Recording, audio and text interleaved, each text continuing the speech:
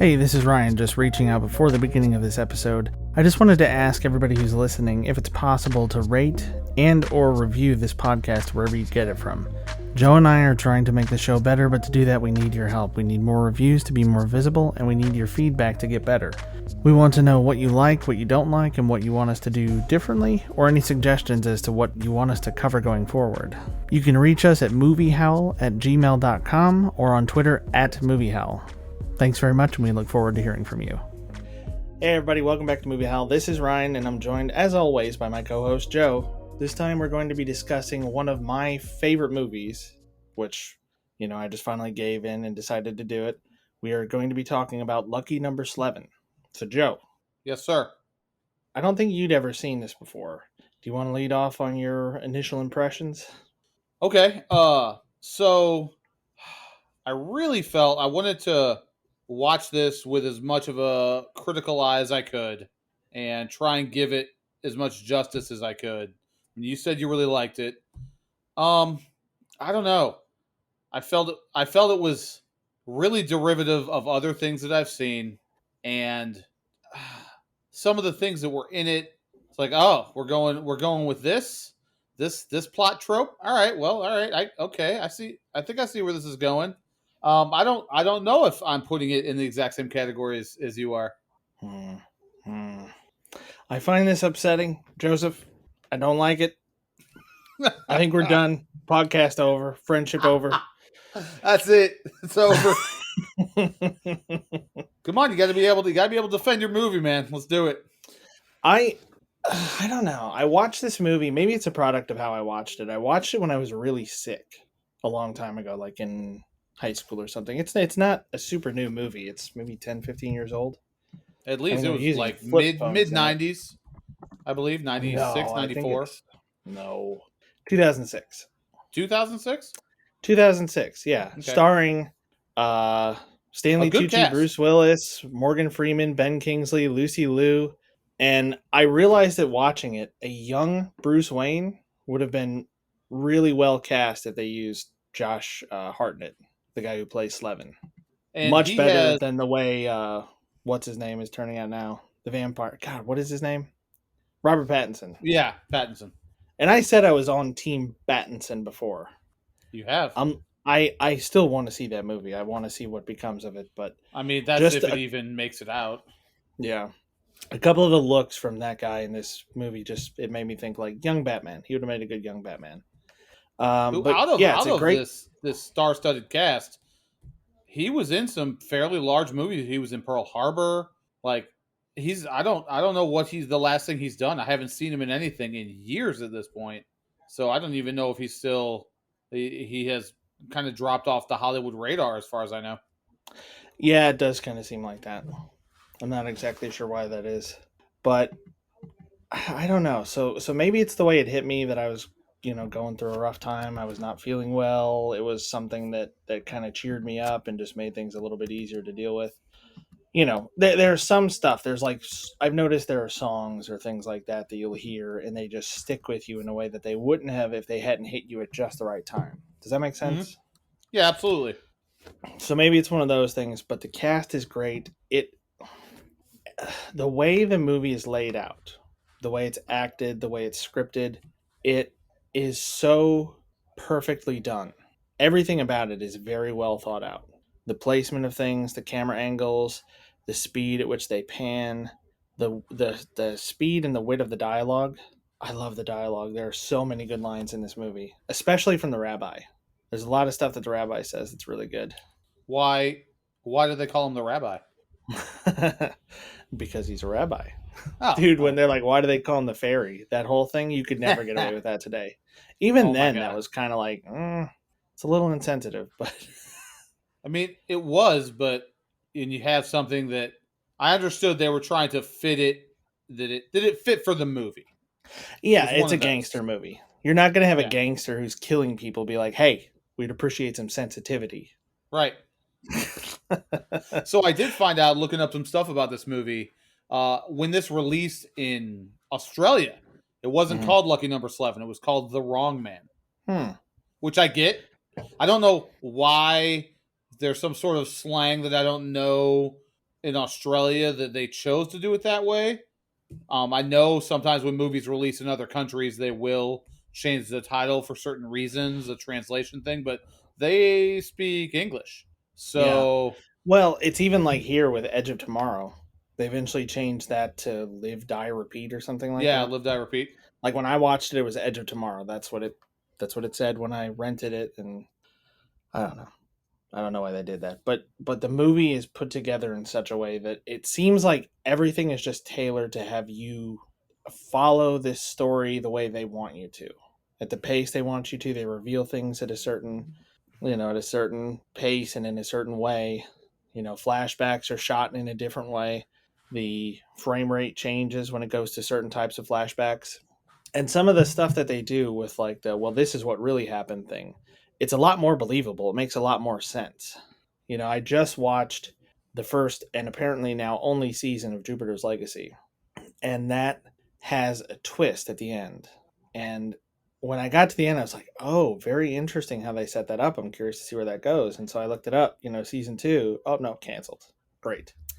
I think Ooh, that show was burn. out for less than a month before it got canceled.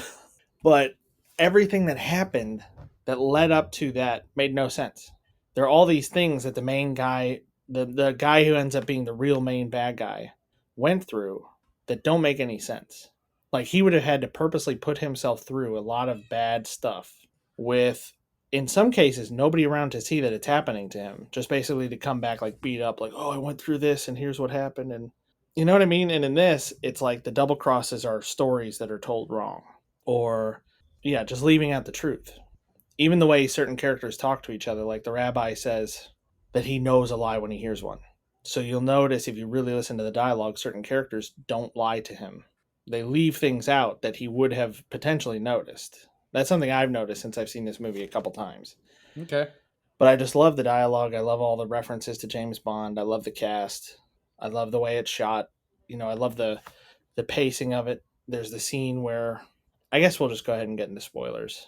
Okay. You're apparently on the fence about it. I'm saying it's a watch, but it's 15 whatever years old now. So there's the scene where Slevin's coming down the stairs and the boss and the rabbi are down there, Yeah. and the way they overlay the shots onto each other. I've never seen that in another movie. I've seen crossfades and things like that, but I've never seen it where they're doing that to allow you to see both sides of what's happening at the same time. Okay. Am I I get making that. sense, or am I just being a fanboy? Ah, Bit of so both. a bit of both. Um, like there were some things about it that like every different scene or set piece that they did, it was very a lot of different patterns, and they were going for this. The director's going for this particular style. I just felt like they were trying to push way too hard to be like do what Pulp Fiction did, and or even more than that to do what Snatch did. Like he was trying to be Guy Ritchie, but he's not Guy Ritchie. I felt a lot of that in this movie, and I just liked both of those movies better than this one. And you And get that the from the styling? some of it just some things that I thought maybe I just got it because I guessed right, but the very beginning of the movie, and it's got uh, Slevin's dad makes a bad choice, and there's my first thought. There's no sure thing when you're looking at a horse race. You can know about this doctor. Oh, can people hear my air quotes? Doctor when I do that? No. Um, that's gonna shoot this horse up so that he can win the race. But just because you've done that, that doesn't automatically seal of approval for victory on that horse's ass.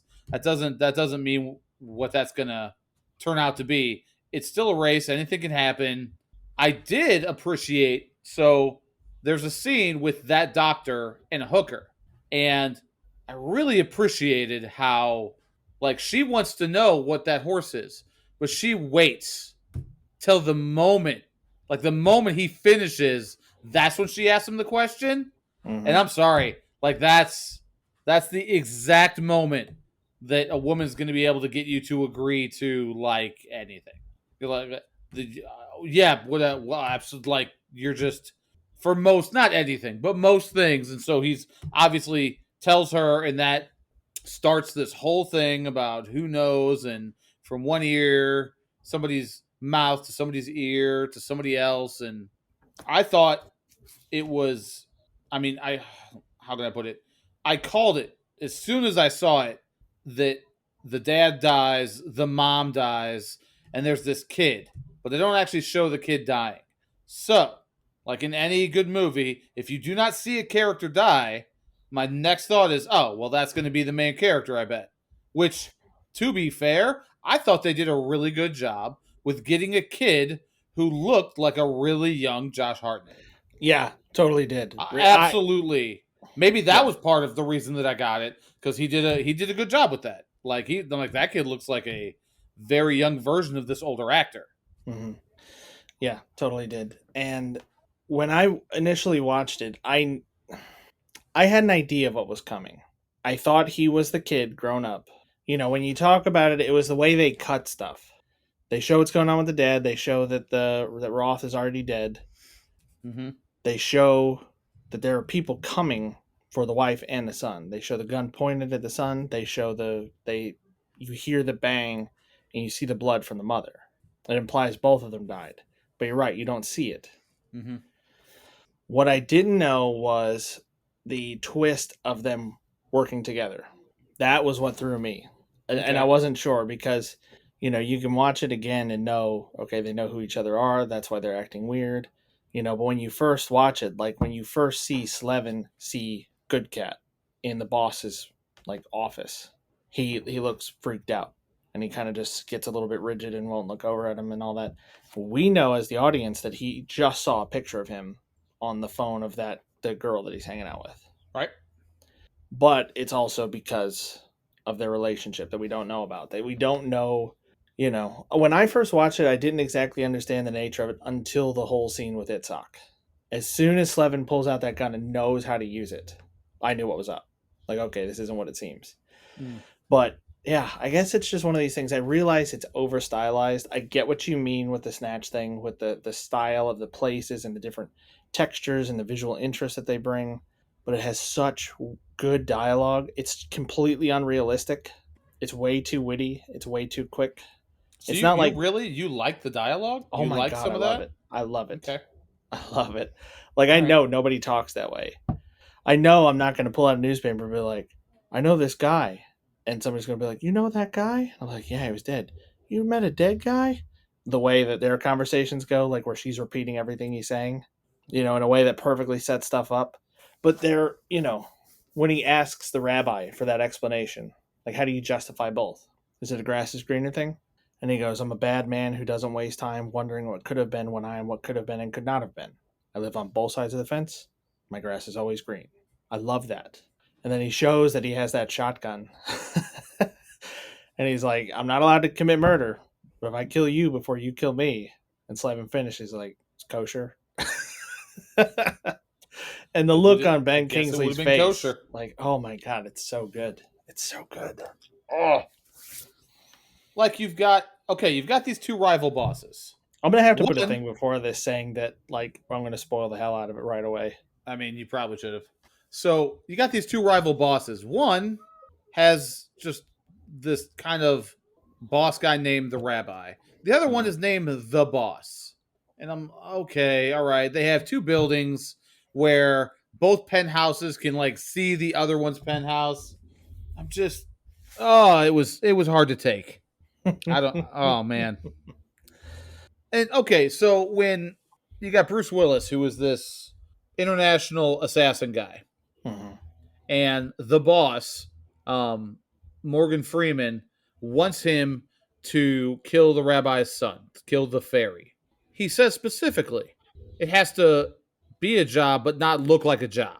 Right. Like he needs that to happen. Then all of a sudden, the exact opposite of that happens, and he goes back to his office, and Morgan Freeman's talking to him about it, and he goes from, this wasn't supposed to look this way, but it's like, he wants a war, I'll give him a war. Like he just accepts it versus getting mad or anything. I don't know. It's just, it's another revenge movie. I mean, it's not anything we haven't seen before. I guess some of the stuff that they did, they tried to have this twist at the end, and well, I thought one of the things that actually I was a oh wow moment in the movie, kind of like in a superhero movie. Somebody gets killed, and you're like, oh crap, and then they're not killed, Yeah. and you're like, what? Oh my god, what? Yeah, they Again? go back retroactively.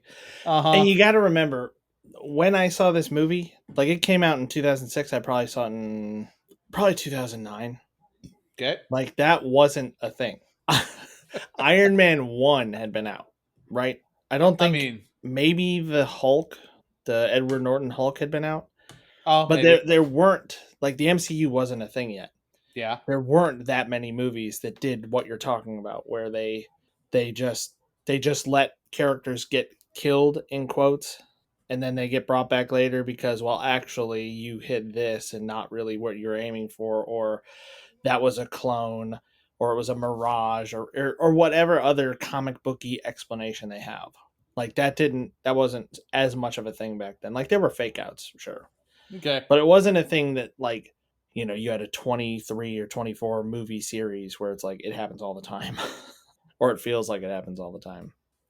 It just was one that, like, all of a sudden he meets the girl because he just happens to be in this guy's apartment, and oh well, the guy and the girl are going to get together, and they're not just going to, it's not like a one night stand thing. He falls for the, of course he falls for the girl because, that's what you do in movies, and so when that happened, I was like, oh shit, and then okay, I guess that didn't happen. And then at the end, another oh snap moment, and he's like, "Yeah, I knew. Whatever." Bruce Willis just kind of lets him off the hook with it. Mm-hmm. And Well, and I like that moment. I like that they kept them true to their characters. They were not a father son thing. They were like a master and apprentice. mm-hmm. There Yeah, wasn't. I'll give it that. Sure. That was the equivalent of a hug. Them like staring at each other. Bruce Willis looks like he just had new eyes put in, and he's trying to figure out if he likes him or not. He's just like staring real weird all the time. Like he looks real creepy. Oh, I don't Howligans. I don't know. I know Ryan Dude, really likes this movie. how can you not like it? I mean, it starts off where he's oh god. He's like, "What about that chick over there? Pretty foxy, right?" He's like, "She's 70." He's like, "If she's a day, but there was a time." Like I think that was the first time I I didn't ask for laughed. the time. I just said there was a time. Yeah. No, Howligans. Just so you all know, I fucking love this movie. I'm just giving Ryan some shit. I had to play devil's advocate for a little bit, but this movie's actually fantastic. He is 100% right. The dialogue is amazing. How it is all done. I even looked up some other reviews of this movie to try and give myself ideas on how I could shit on it. Oh god. But there were things that the director did in this movie that were really clever. When there was a flashback scene of something that happened, there was the colors were saturated, like with Mm-hmm. the hooker in the hotel room, and the reds were really saturated. And even when she was in the cab following Miss Smith around, that was a little off. Anytime the audience is given information that's untrue, it was in black and white. I noticed that too. Yeah, I don't know that I noticed it before this time, but every time it's a flashback that's a lie. Yep. It's I don't know if every time because where Lucy sees him coming out of the rabbi's building, Mm-hmm. it might have been black and white, or it might have just been I don't know. It But yeah, wasn't black and white for that because that okay. happened.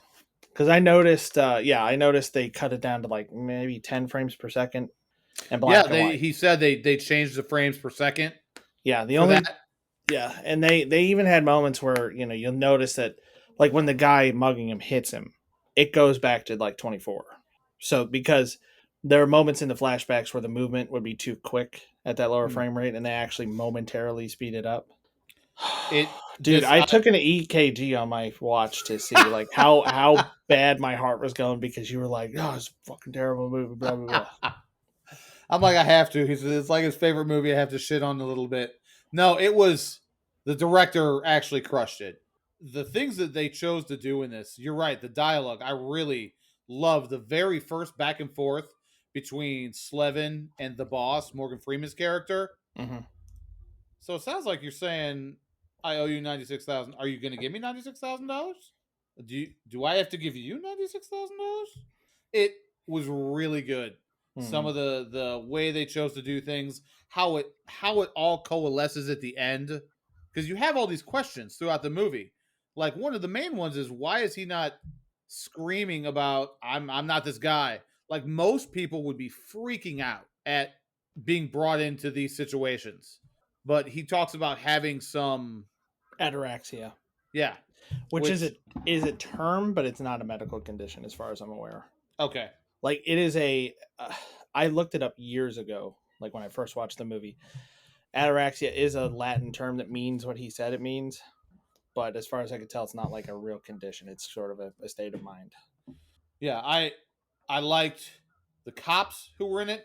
One of the cops, the very first one who you see looking through the binoculars, he was the Constantine's henchman in the John Wick Constantine movie. The priest? Yeah, the one who drank himself to death. It was that guy. Yeah. I didn't recognize him as that. But yeah, I see that. The I liked you have the rabbi has two henchmen and the boss has two henchmen. I liked those guys. Mm-hmm. Yeah, Slow and Elvis and Saul. Oh God. Well, whatever. It doesn't even matter.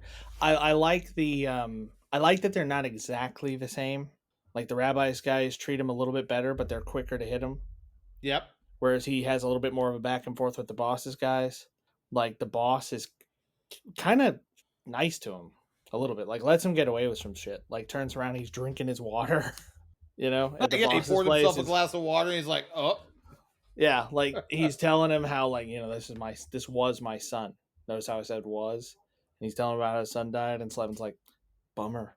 Like like stuff where the other guys would have just blasted him in the face. Right?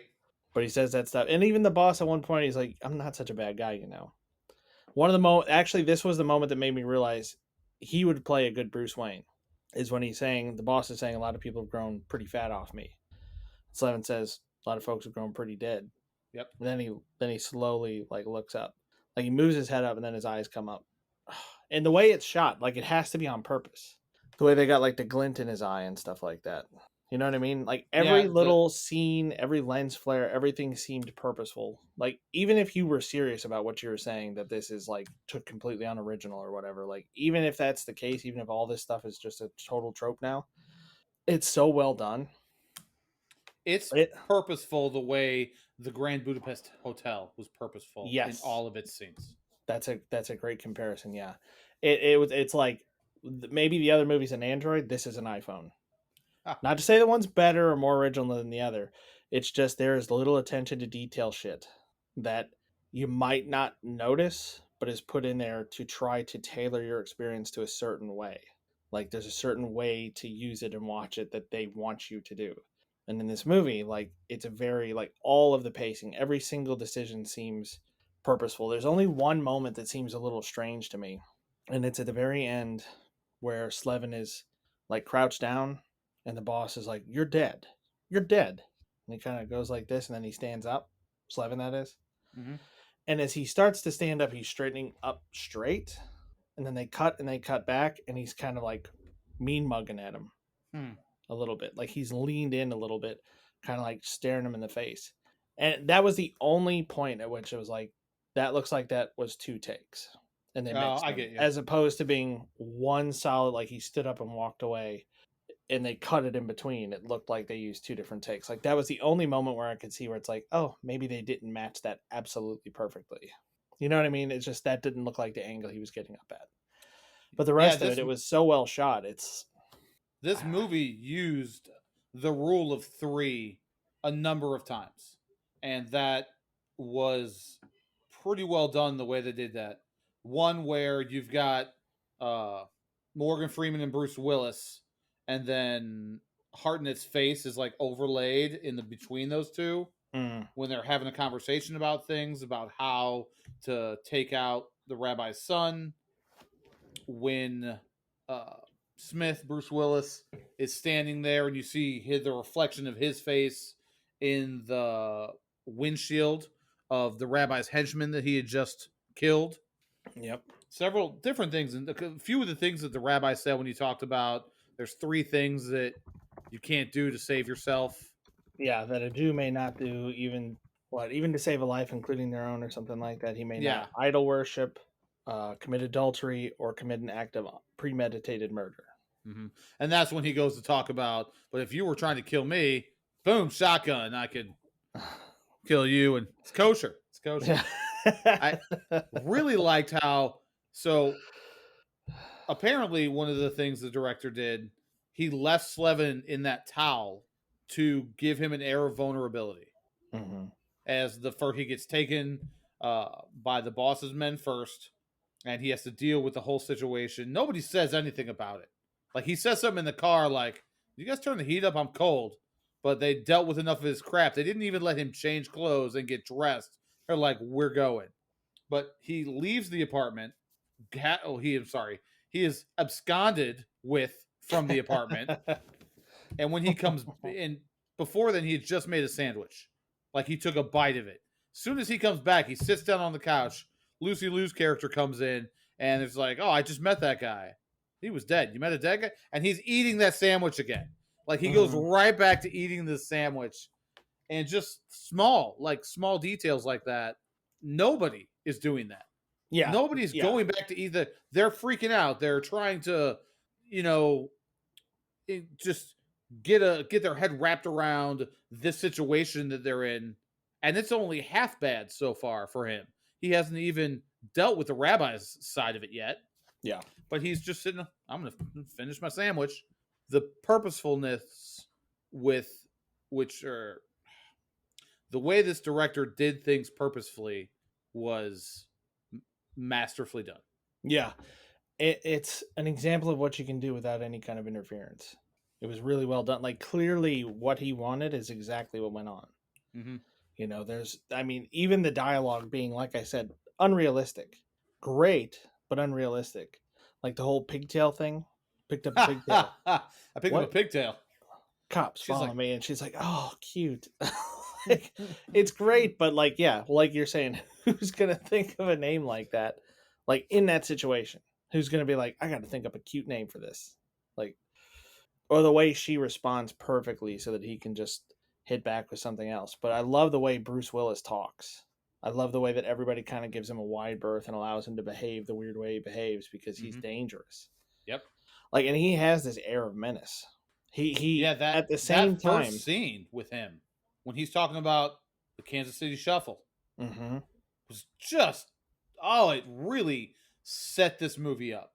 Mm-hmm. The transitions, guy had ears, guy with a mouth, guy with a nose, like it transitions, and then they have like you're saying that the doc finishes, and she's like, "What was the horse name?" And it pans over, and you see a bottle of Beefeater, and then it changes, the light changes, and it pans back over, and she's there on the bed, the doc's asleep, and she's calling somebody else, and it flashes to his side of the conversation, then follows him to where he's telling somebody, and Max's uncle hears about it, like. It is masterful the way that they do that. Even if the dialogue isn't perfectly realistic. It's more realistic than a lot of movies in the way that, for the most part, there's no, like, over-explanation. You know what I mean? Like, in the first episode of Batwoman, like, all of the characters explained who they are to you, the audience, basically. I'll take your word for it. Like, it didn't take much of it for me to decide that show is not for me. But, like, Kate Kane gets a call. And she's like, hey, Kate, it's blah, blah, blah. You know, your stepsister? And she's like, yes, I know. Our parents have been married for X number of years. Thank you for the exposition. Really unnatural. They do a good job. Even when he's like, yeah, it looks like you could be somebody's uncle. And then the guy's like, hey, Max, who's your favorite uncle? Like, that's kind of a natural thing. Who's your second favorite uncle? Yeah. You know what? Just shut up and listen. Yeah, I mean, it's just so good. The one that seemed really realistic is Who's Your Favorite Bond? Like the Bond thing? The Bond thing, yeah, where he's like, he says Roger Moore and she says George Lazenby or something first. I think, yeah. And they're like, he's like, Lazenby, oh. We were kidding. Just kidding. Yeah, it's like, I've done that with people before. Like, well, I mean, you know, there's only one Bond, Timothy Dalton. But I think I get a lot of shit for this. I actually really like Pierce Brosnan I as like Pierce Bond. Brosnan too. I He like him. doesn't have the best Bond movies, for No. sure. But I really like he was I'd seen some of the Bond movies, but I was a little young for Sean Connery as Bond. Hmm. Like when Goldeneye, I mean, I played Goldeneye on N64. That was like, come on, Goldeneye on N64. I don't need to say anything else besides that. Mm. Um, he was a great Bond, just as British and what it was. He was a good Bond, maybe not the best Bond, but I happen to really like that one. I don't think they would have agreed with me. I really like Timothy Dalton. I actually like Timothy Dalton a lot. Don't look at me like that. He did all right. He was good. He didn't get Elegance, enough he's of a doing it. chance. Don't listen to him. He He's messing with us right now. no, he didn't get enough of a chance. He was supposed to come back when they did the Brosnan ones. Mm. That's what I've read. He was supposed to come back for the next one. He was technically like they could have brought him back, but he said like I'm too old now. I've changed too much. Like you wouldn't be able to put me in the same situations. It doesn't look right. Okay. So they brought in Brosnan. So he stepped back from it. George Lazenby's the weird one to me.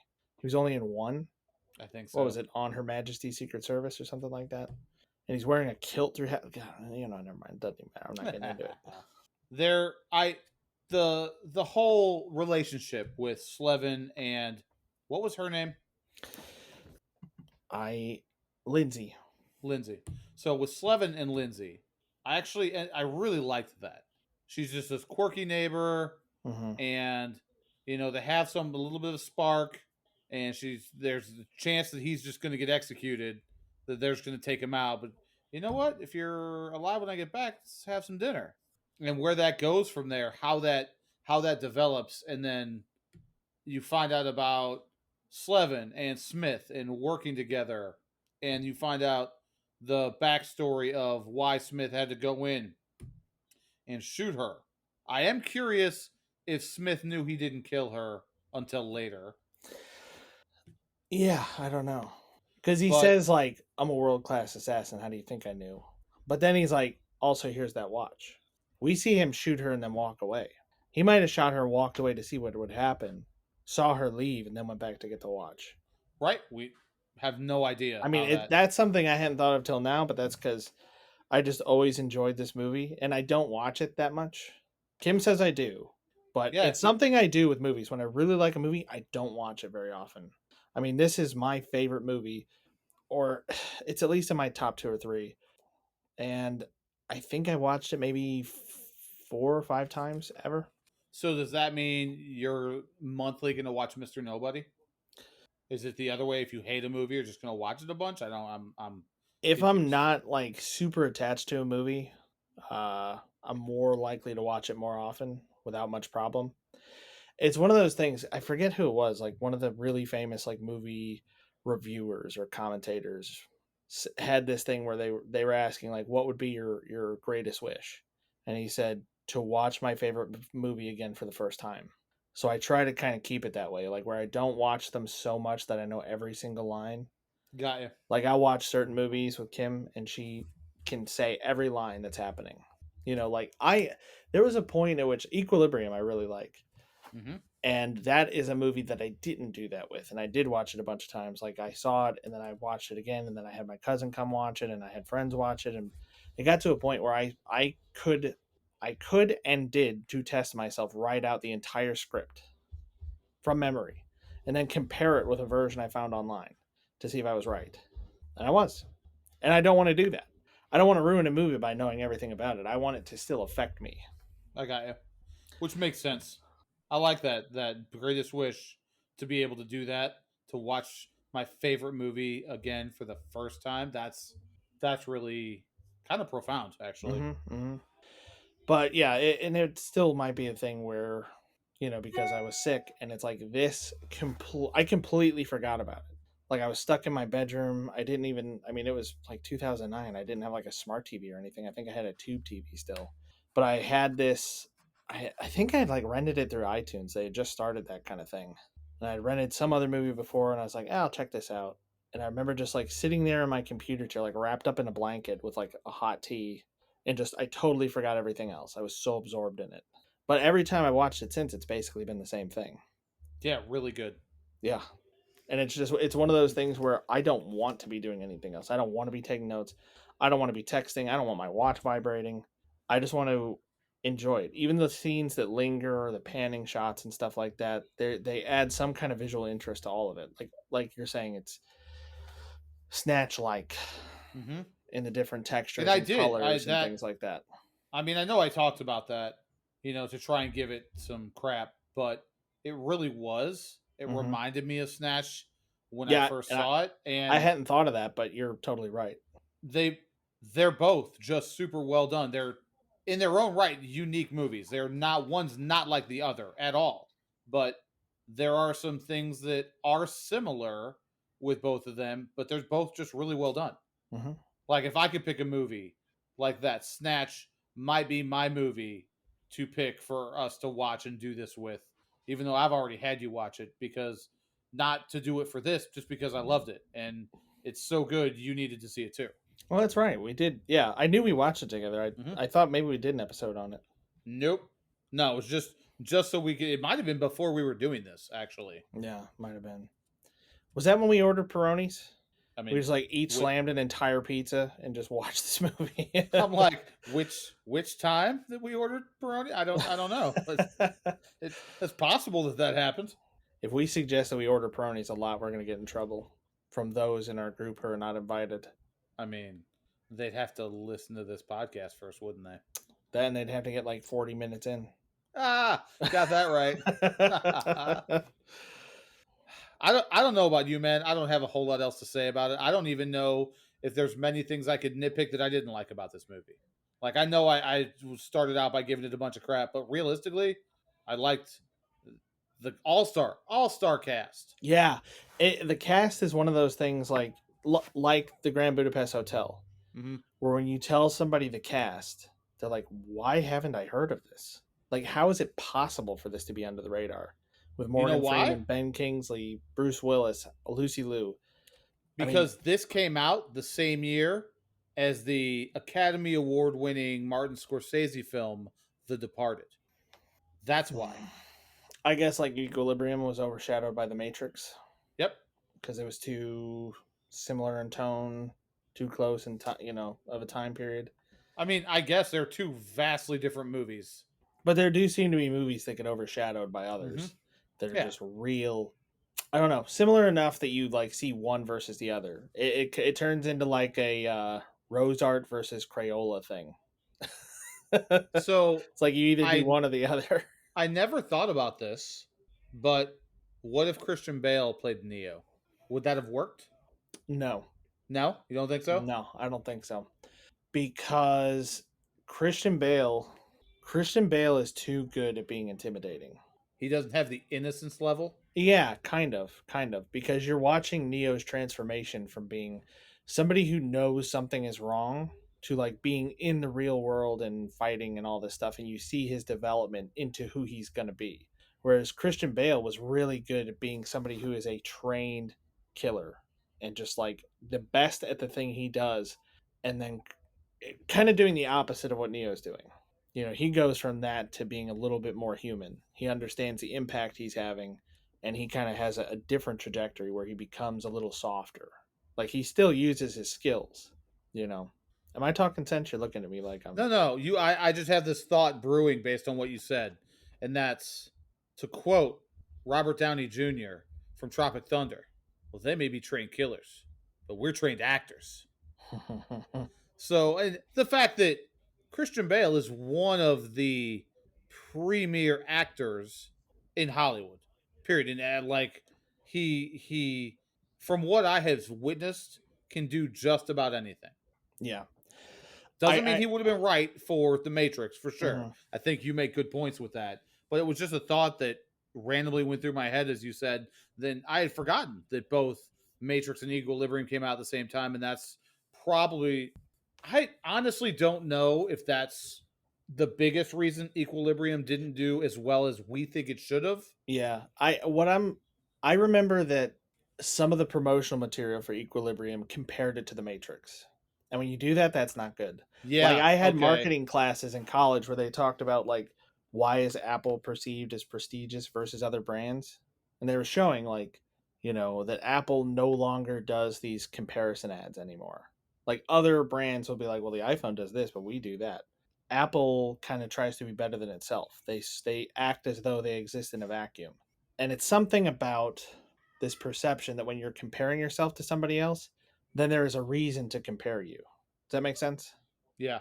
So I think they probably did themselves a disservice by being like, Matrix, Matrix, like you should watch this. If they had just released it on its own with none of that, it might have done better. And if they had released it a little further away, but I don't know. I guess the Matrix was so revolutionary in terms of the way it was shot in that 360 camera thing that they did, and some of Yeah. the CG that they were starting to use. That almost in the way that Avatar was, it was a spectacle. Hmm. Along with a fantastic story, Yeah, it's a shame. characters that you began to care about and you really enjoyed, and you wanted to see what happened. Mhm. Why is this happening? Why is there these agents? What are they about? What I mean, the world on top of a world, like you're just in your mind, like it was things that you really wanted to dive deep into that and see what that world was about. But I think, and I don't know if you know this, you probably do, but for those who don't, one of the reasons that we both think Equilibrium is so good, well, is because it's based on a book that is really, really good. And when I say based on a book, I mean loosely based on a book. I mean, there's no clerics, there's no gun katas in the book, but that's Fahrenheit 451 by Ray Bradbury, who is pretty, renowned author in his own right. Mhm. And that book is really good, and it talk the topics that it covers, the questions it asks with those topics are kind of profound in and of themselves. Yeah, but it's also thematically very similar to a lot of Ayn Rand books. Hmm. Which was something that was kind of probably overdone by like 2000, 2001, whenever this came out. That's a very 80s thing. Okay. You know what I mean?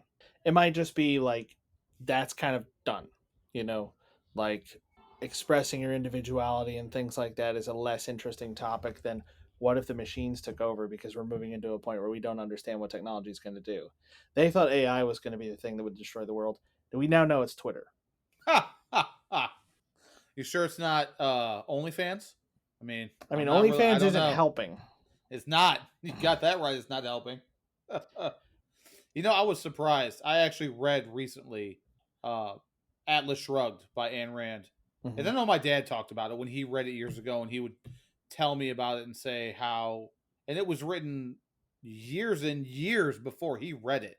He read it in, I don't know, the late 80s, early 90s, I want to say. And he talked about how surprised he was at how relevant it was to what was going on in the world at that time. And I read it 4 years ago, and it was literally even more relevant now to what's going on in just the state of the world in Hmm. general.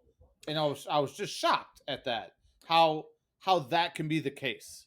Right. And I don't know if that's something they were doing on purpose with Jupiter's Legacy, but there's a lot of parallel because I haven't read those comics. I actually want to now, um, since I'm not going to get any more of the story. I guess you'll have to. But I have so many comics to read, dude. I keep picking them up whenever I see them. Do you know there are two Power Rangers comic series right now? Huh. You know Yeah. what? I did not know that. Yeah, I That's just got a call from one weird. of the local comic shops the other day. I completely forgot I'd even asked for them, but they're like, "Hey, we've got these comics in for you if you want to come in." And I was like, "Okay, cool, I'll be there soon." And Kim was like, "What'd you order?" I was like, "I don't remember. This is exciting."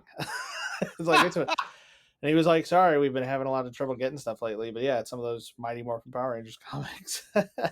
But what they were doing was they were flashing between present day and 1929 because the characters are human back then. They get these powers. They live a really long time. Their children have powers, but they do a really good job of paralleling the two time periods and showing how similar the struggles are between then and now. Okay. A lot of disparity and wealth inequality and suspicion. of other people, friends turning on each other Hmm. because nobody's quite sure what everybody else is up to, or like if you're out to get them or whatever. I mean, it's super similar to now. You have people afraid of the vaccine. They think somebody's out to get them with it. They think somebody released a virus on purpose. True or not, I mean, it's just a thing that is contentious. You know what I mean? Yep. Like, it's not whether or not these things are true or whether or not somebody's out to get them. The whole thing of this show is trying to like rise above it, to be better, to lead by example, to not allow yourself to stoop down to the level of the people you're trying to defeat, criminals, or to be better than, to try to give a moral example to the average person as to how to behave. You know what I mean? Okay. Like, to be honest, to act with integrity, things like that. I mean, it's a very, very Superman-ish in that way. But I mean, it's the same kind of like, it's just really relevant today. It's like you can't just allow yourself to devolve into this screaming match that's going on online, or to run into a protest of people you don't agree with and start like pushing people around and screaming and whatever. Like, you have to understand there's gray area, everybody has their perspective, and we all have to learn to get along. And it's really relevant. The stuff that they show that's from the 20s, I know they're manipulating it to make it be relevant, but it is. So you would recommend that show? I don't know that I would recommend Okay. Well, it. It was that could be fun. why you haven't been like, "Hey, man, you got to watch this." It was I've heard fun. you talk about it several times. Yeah, it's the one that I was telling you when I was saying earlier, like when there's a twist in Lucky Number Slevin, Hmm. it's just based on a lie. In this, there are lies, but they actually go through all the motions. It's Okay. it's the difference between me coming in with like a big slash across my chest and telling you I got into a fight with a lion and you find out it's a lie later, versus me coming in with a slash across my chest, telling you I got into a fight with a lion, showing you a video of a lion that I fought, and then finding out that I am the one who went to the zoo, released the lion, brought it there, allowed it to maul me. You know what I mean? Like, it's a Got you. level that they go to hide these twists that once the twist is revealed, it doesn't make any sense at all. Like that, Okay. so you're telling me this person has almost killed themselves multiple times to make themselves seem more trustworthy. And in some of these cases, they're genuinely surprised that somebody sees them doing these things. Hmm. Okay. There's a lot of plot holes. That's all right. Then I don't need to rush out and watch it. And I mean, we're you know how tangented we have gotten. oh yeah, it's been Oh like the my last 10 gosh. minutes. I mean, it's still a pretty fun show. I'd like to see where it goes. A lot of people are complaining about the wigs and like the stuff that they did to de-age or to age up these characters because they're showing them almost 100 years apart. And it's not like they look like they're 100 years old. They don't look like Nemo when he's 118. But they do the thing where they put like glue on their face and it makes them look wrinkly and it makes their skin look different textured, and they have Got you. wigs and all this stuff. It's like, I mean, it's not great, but it's not bad either. It's one of those things where it's like, this is a decent start. This could get better. I got you. Okay. Unlike Lucky Number Slevin, which can't get any better. That's It right. was done as perfectly as it could have been done. I, I mean, at this point, I have to trust your judgment. You say it's a good movie. I'll probably like it too. Okay. I'm waiting for the one where I legitimately don't, but that hadn't happened yet. Hmm. Sorry, I almost gave you heart failure. This is my. Oh no, it's okay. The watch says my heart is still in a normal rhythm. I didn't go into AFib or anything over it. Not this time. Because That's you only good. let me go for like 20 minutes before you told me the truth. Well, I had to be able to talk about the good things that were in the movie for all the Halligans listening. I mean, there are bad things. Like, legitimately, I'm completely aware that the dialogue's got moments where it's really realistic in terms of people don't explain for exposition's sake who they are or their relationship to somebody, But there are other points where it is really unrealistic in how witty they are or just weirdly creative they are. It's like, I could see if you had somebody who's really into literature or writing, that they might have these really clever responses. There was a guy I went to high school who everything he wrote on Facebook was brilliant, but not everybody's like that. Yeah. Like, not every post was like that was in the list. You know what I mean? It's like, not everybody's going to speak that well. Not everybody's going to be that charming. Because even the bad guys are charming, which I love. Hmm. I really like Elvis and Slow. I really like the other two guys. I really like the rabbi. I really like the boss. I like the rabbi less than the boss. I'm I want to say I'm surprised to hear you say that because I think you talked during this way more about the rabbi than you did the boss. Mm. Yeah, I talked about his dialogue more. He has a couple lines that are more memorable, and his behavior and his mannerisms. I mean, it's very Ben Kingsley to be able to change like that. Like this is the same guy that was the Mandarin, and then revealed himself to be actually be like a hippie who was Oh my just god. hired to play a part. He's so good that cough that he has, the like raspy quality to his voice. Yeah, I So mean, good. it's Ben Kingsley. Like he's gonna him and Morgan Freeman.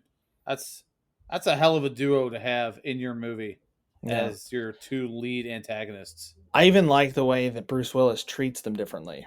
Mm-hmm. Like the boss wants his help, and he's much more. I don't know. He's you just don't get as much out of him, out of Good Cat when he's with the boss. But the rabbi is openly hostile towards him, so he's a little bit more like, "Hey, well, this would make us friends, right?" Like he talks, he laughs. He kind of like looks him in the face in a certain way, like we're Mm-hmm. good, right? I just like that even though they parallel each other, the relationships and the behaviors are not exactly the same. Yeah, you end up getting to learn a little bit more background with those two and some of the things that, how they got to the point where, we saw them for the majority of the movie, but not a ton. And you don't need a ton. I don't need to know everything. I don't need to know how the boss got started. I don't need to know how the rabbi got started and when they met each other and why they were a team. And then we have to see the falling out and, the ramification. They talked about it a little bit, and that's it. That's all we needed. This is a very Mm-hmm. tight movie, very toy. Toy. Yep. Look I at like Toyga. and I like the clues. Like you were saying, everything is purposeful. Like we were talking Mm-hmm. about, it's like the Grand Budapest or a lot of these movies that are clearly made to follow a vision. You see the rabbi's shotgun at the beginning. You see the boss's pinky ring, that weird signet with that kind of Mm-hmm. brownish stone. Now, if this was a Disney movie, they would want an origin for how they got the ring, how they got the shotgun. They'd make a prequel that explained how they got their stuff and how they got their nicknames. Yes, yes, they would. Ah, oh, Disney. Why? Why? You know what? Let's let's not go down that rabbit hole. See, if there was a spin-off or a sequel for this movie, well, it couldn't be a sequel. I would want Elvis and Slow. I would just want a movie that like follows them through a day because I just found them so entertaining together. Like watching it again, that was one of the things that struck me. It's like, God, I love Slow. He's so funny for some reason to me. Just the way he talks and he makes that joke and it doesn't land and he's just like staring between the two of them. No, it's just He like, was no, good. I got it. I got it. Like, let me try. Yeah, he was Bubba from the Bubba Gump Shrimp Company. Yeah, he totally was. You're Oh right. man, just I saw him. I'm like, I don't know if I've seen him in anything else. That's great. Mm-hmm. This was a fun one. I'm glad you had us watch it for this. Halligan's, this is going to be a watch. I don't Totally. know if Ryan's going to say it's a watch, but I am definitely going to say it's a watch. Totally a watch. Buy it. Buy it for your friends. Buy a 10-pack. Give them out for Christmas. They're good stocking stuffers. Maybe don't A give them to the kids. There's some sexual content, some little bit, language, a some little bit, violence. definitely violence. Was glad I got to sit down, hang out, and watch this movie last night. It was fun. Mm-hmm, mm-hmm. And for all of you, if you've gotten all the way through this, we just want to say thanks. Thanks for listening to us. And I we know we're not huge or anything, but we got some of you who are listening, and we do appreciate it. If you happen to just have an inkling, you just have an itch you want to scratch, and get a hold of us. Ryan, where can they do that? They can do that at our email, moviehell@gmail.com. They can contact you on Twitter @moviehell, or they can contact me on Twitter @manpanda. And I want to add my thanks as well. Yeah, we do want to thank all of you who listen, who give us a shot, who, if you find us interesting, if you hate us and you hate listen, that's fine too. I have stuff that I do that for. Yeah, we want to entertain people. We have these conversations anyway. We want to let you guys be part of it. All right, well, I'm pretty sure that's all we have this time. I have been Joe. I have been Ryan.